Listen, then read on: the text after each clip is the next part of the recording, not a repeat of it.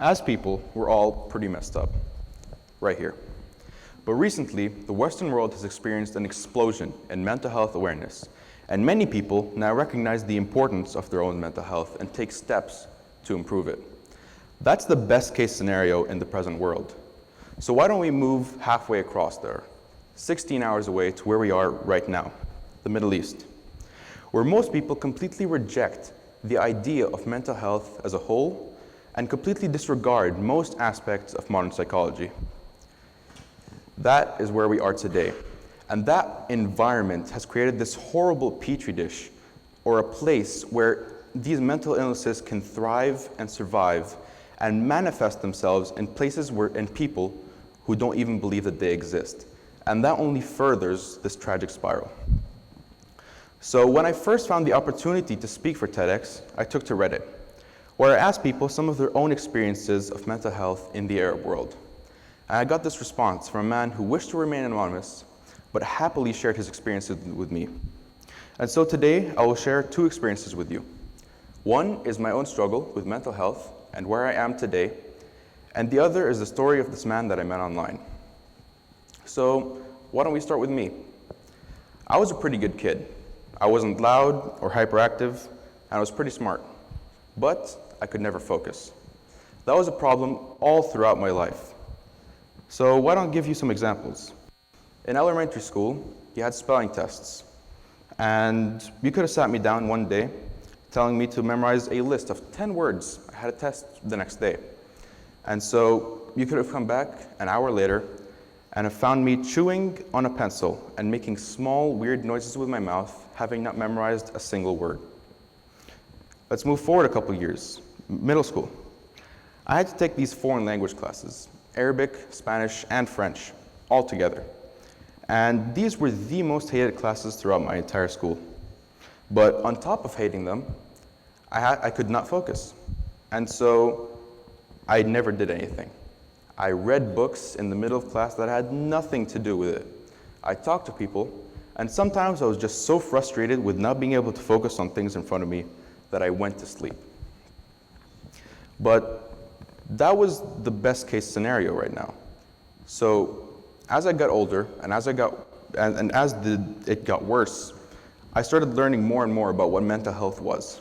And so in the sophomore summer, I decided to try and get myself tested. So I took tests online, I talked to my parents, and I convinced them to take me to a doctor, see what's up. And after hours of testing, it was official. I was diagnosed with attention deficit disorder, or ADD. There was a reason why I couldn't focus. It was my brain. But that was the best case scenario I could have gotten. I had liberal parents who understood that mental health was an actual thing, and then they took care of it.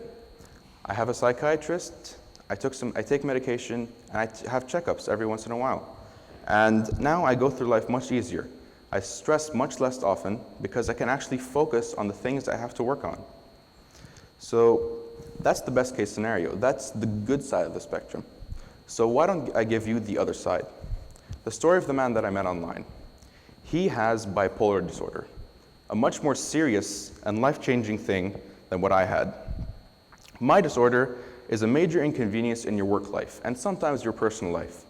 But what he has affects all aspects of your life, from your personal and romantic relationships to your work life and basically your ability to function in a regular society. So, just like me, as a child, it was just a quirky thing. He had a weird personality, but people didn't look at him any different.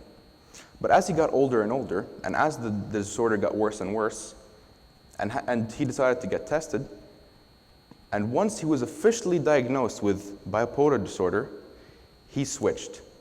In the eyes of the people around him, he went from being a weird kid with a weird personality to being crazy. That's the way the Arab world looks at these things. It's not a spectrum or a scale. It's a binary system. It's ones and zeros. You're crazy or you're not. And that is a stupid thing for the world to have decided. Why does it have to be this oddly specific 1 and 0 system? And there's no hope for this type of thing unless there's a large-scale movement to affect it throughout the entire region, throughout dozens of countries. Today I'm going to give you that solution. And what I propose is that throughout the entire region, we introduce a mandatory program for all students throughout school to learn about. And in this program, they would learn about mental health and psychology. Just regular things that would help someone throughout their life. Nothing too in-depth or too scientific. But enough to let them know that this is a serious thing that happens to people, and it's not just an imaginary problem. And I believe that in a reasonable 10 to 15 years, this could completely revolutionize the society. It could turn from a society that completely rejects people and isolates them and makes them feel like that their problems aren't real, they're imaginary, and that they shouldn't be taken seriously, to a society that welcomes them with open and warm arms. And so what I'm going to do today is I'm going to implore everybody here, watching now, and whoever watches later on, to take action. Find someone who knows how to implement this. Look for someone who has authority over this school system and ask them to try and do this, because if the movement moves forward, we can change people's lives. Thank you.